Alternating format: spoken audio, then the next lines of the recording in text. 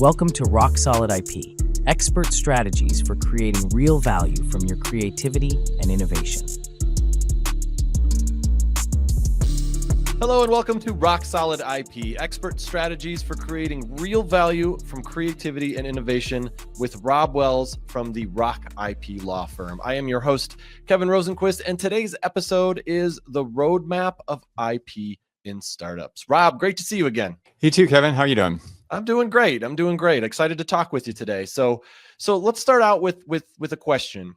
Why is intellectual property so critical for startups, and how does IP contribute to the overall business strategy? That's an excellent question. As a general rule, your intellectual property represents a lot of investment. It represents investment in time and investment in money for marketing and research and development. And intellectual property, obtaining rights to cover that, is how you protect that investment. So it is basically your insurance policy, or the way that you protect your investment in R&D or your investment in marketing and brand recognition. So that's one of the reasons that IP is valuable and important, whether you're a startup company or a Fortune 500 company. There was a study that gets updated on a regular basis, and it was updated most recently right after the pandemic. It's a study that was done by a group called Ocean Tomo, and they came out and said that 90% of the Fortune 500, so the largest companies in the world now,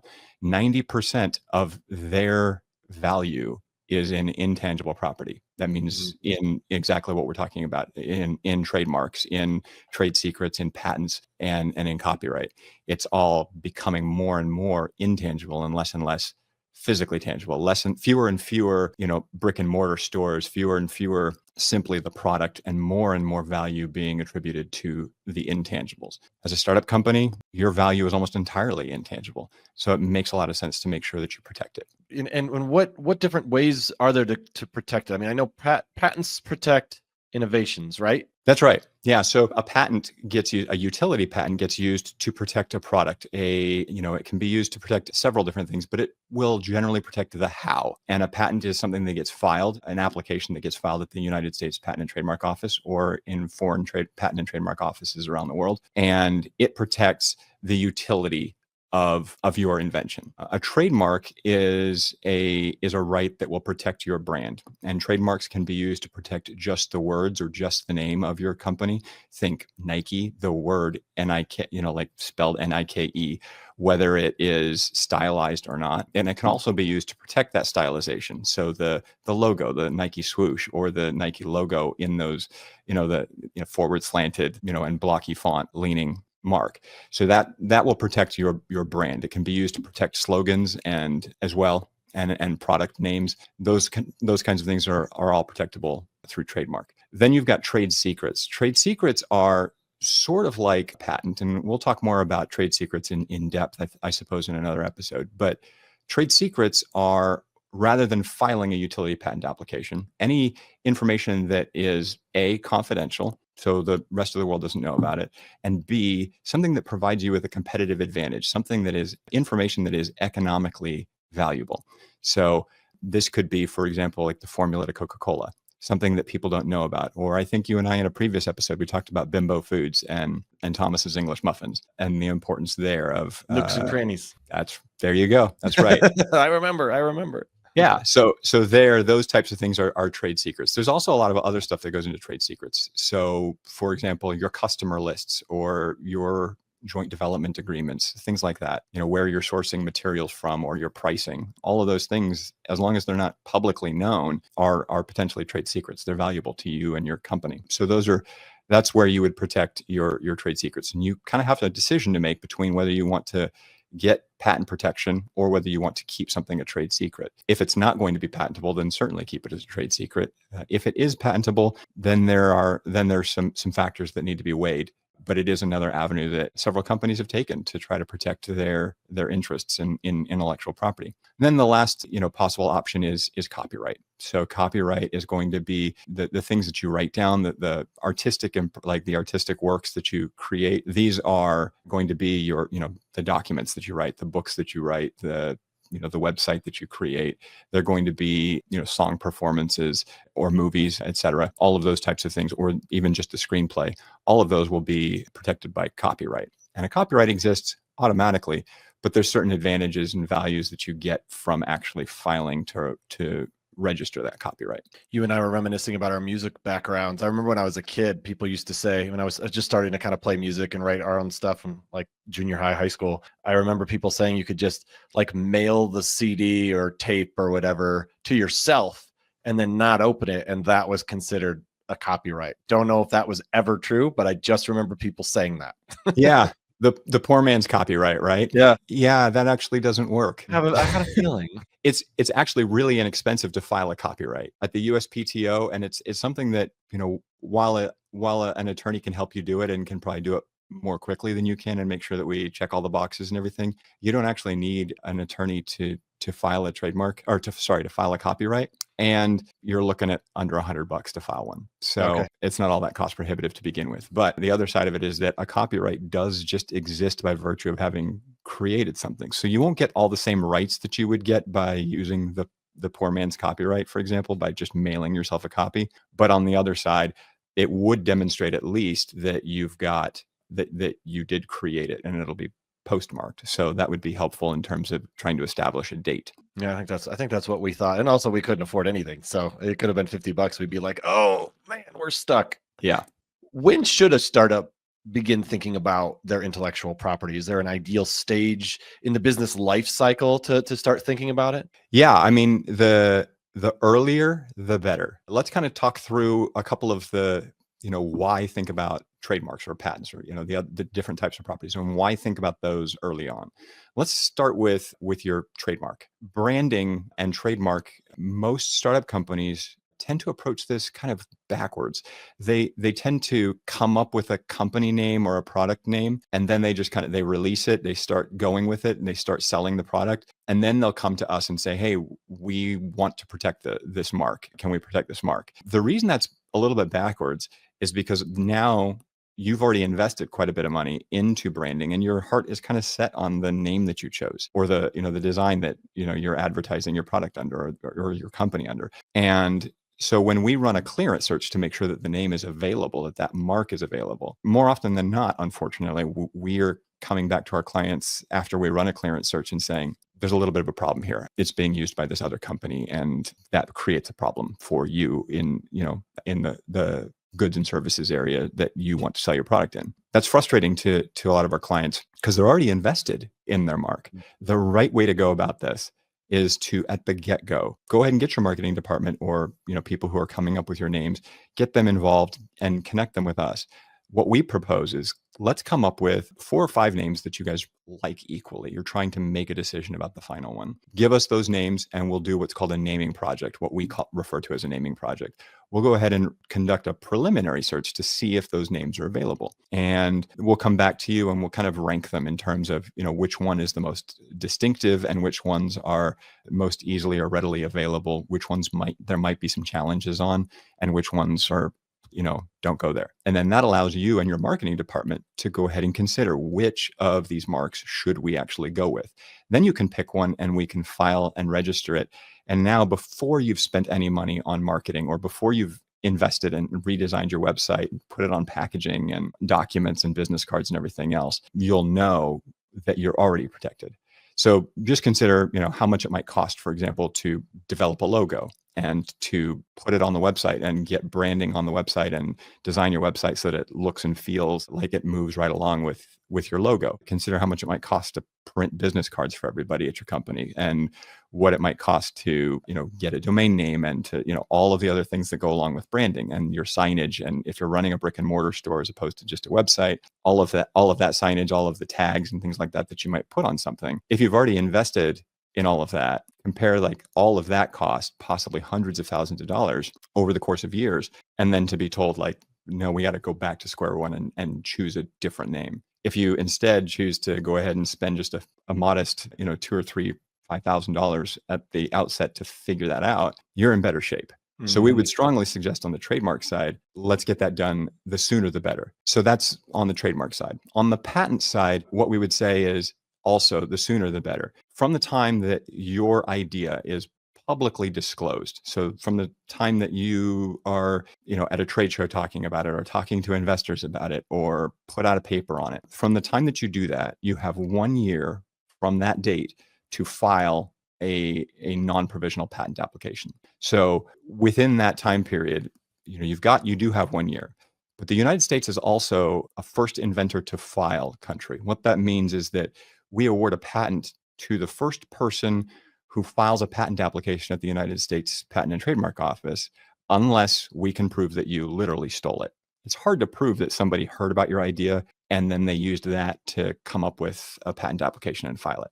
Mhm. So it's really a good idea to, before you go and publicly disclose something, to go ahead and make sure that you get coverage on it as quickly, to at least file a patent application. That can be cost prohibitive if you go straight to a full non-provisional patent application.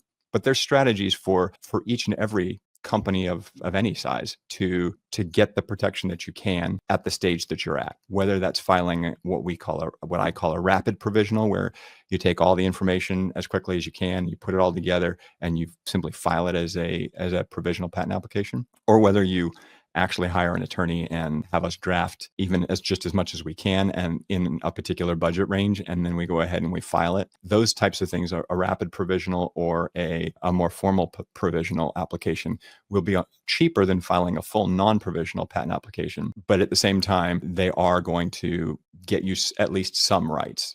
None as you won't get as many rights or as much coverage by filing a provisional as you will from the non-provisional. In fact, you won't get any coverage at all on your patent until you file that non-provisional. But at least the race has already started. You're out the door and you're trying to protect yourself. You will have protection. You've got 1 year from the date that you file that provisional patent application now to actually file that non-provisional patent application and have that reviewed. You're talking about doing all this stuff at the very beginning. What are the common pitfalls that you would suggest that startups avoid? Yeah, so we see it's more misconceptions than just pitfalls. But and what leads to the vast majority of pitfalls is, number one, our clients will say, like, it's just too expensive. We just can't spend the money to get our trademarks and to get our patents and to put in a trade secret policy and everything else. That's a mistake. The reason it's a mistake is because A, you're probably not thinking about the long-term cost, which will be much higher. Like, you would get insurance, you get,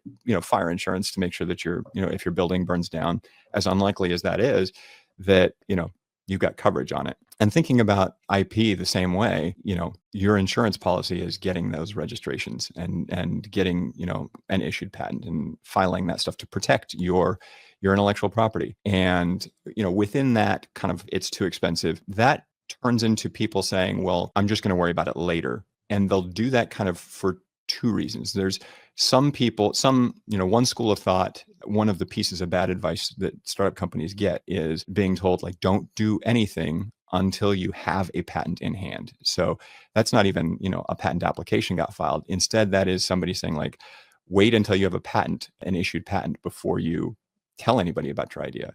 Well, the problem with that is that it can take years to get a patent granted. And if you wait years to start disclosing your great idea to the public, you'll kind of be passed up by the market. Your idea may not be worth anything at all anymore. So and you don't have to, right? As soon as you have a patent pending, you can actually start to disclose your concept without risking very much. And as long as your patent actually gets granted, you'll be just fine. The other thing that startup companies get told that's bad advice is they get told, look, nobody wants to steal your idea. Nobody cares. The big companies don't, you don't even really matter. They're not going to steal your idea. They know that's a problem. Just get out there and start selling your product. The reason that's a bad idea is because in reality, history has shown us time and time again that the big companies actually do care about your intellectual property. And not just the big companies, smaller companies also care, and they're all kind of watching competition. And if you don't have a patent to protect, your innovation, then they're free to go ahead and just copy it. There was a group of engineers over at Google that decided to, when the Nest, that, smart thermostat, when it first came out years and years ago, a group of engineers got together and just to see if they could recreate one, see if they could build one. 24 hours, and they had a fully functional Nest thermostat that they had built themselves. 24 hours. That's all it takes. So, if they can create something and get it and start marketing it that quickly, it doesn't matter how much time it took you. And that doesn't necessarily mean that Google or Apple or the other big companies wouldn't be capable of, actually creating something that could compete and getting into the market very, very quickly with you. There's also stories. There's a New York Times article, in fact. We'll leave the company name out of it, but the idea was that, hey, when this company comes knocking, that's the sign of problems. And it was a story about a very well-known large tech company that would approach startup companies and indicate an interest in purchasing the company, and then would follow that up by making visits to your company, wanting to meet all of your employees, wanting access to your financials and your IP, which all makes sense if you're considering a merger or a sale of your company. Of course. But what this company would do with that information is they would systematically defeat their patents, promise their employees, 2 or 3 times the salary that they currently owned, hire them all away, and leave the founder of the startup company kind of flailing without any real protection. That's dirty. It is dirty. It's also, I think unfortunately it's business, but I think that stands out as kind of a, hey, just because it's a big company doesn't mean that they aren't looking for those types of maneuvers or wouldn't do that or are above doing something like that. It makes a lot of sense, even as a startup company, to make sure that you are protecting your intellectual property to the very best of your ability. We talked a little bit earlier about the difference between, a trade secret or a patent. How would a startup know what to apply for? When should they consider patenting instead of doing a trade secret? Yeah, I mean, that's another really good question. So the first question that you need to ask is, could you patent it? So there's a lot of information that qualifies as a trade secret. Remember, it's basically anything that's confidential, that has economic value, and that you've taken reasonable measures to protect as a trade secret. So the confidentiality of that secret. So that's customer lists and pricing and those types of things. Those are not going to be patentable. So those are certainly trade secrets. Then the next question is, okay, well, what about my code? What about my algorithm? Those types of things are certainly things that should be considered for protection under trade secret. So the way that you figure out whether you ought to try to protect something under trade secret or a patent or one way to figure that out is to say, okay, what is the likelihood that somebody looking at my product could figure out, the ideas behind it or could reverse engineer it? Because again, trade secret is not a registered right. It's simply something that you keep confidential. So if somebody can take your product apart and figure out the secret, or if they can just reverse engineer it, then it's not going to be protectable as a trade secret. So what you want to protect are things like formulas and algorithms, things, and maybe your source code, but source code that's, back end, that's done on a server on the back end that probably isn't really all that recreatable. That's kind of one of the big ways that you make a determination about whether to hold something as a trade secret versus trying to get a registered patent on something. Okay. All right. Well, that clears that up. Thank you very much for that, Rob. And thank you very much for tuning in to Rock Solid IP, expert strategies for creating real value from creativity and innovation with Rob Wells. If you'd like to connect with Rob, head to rock-ip.com, and don't forget to like and subscribe to our channel and leave us a review in the comments. Hey, Rob, it's always great to see you. Thanks so much for being here. Thanks, Kevin. You too. Thanks for watching. Be sure to hit that like and subscribe button and leave us a review in the comments.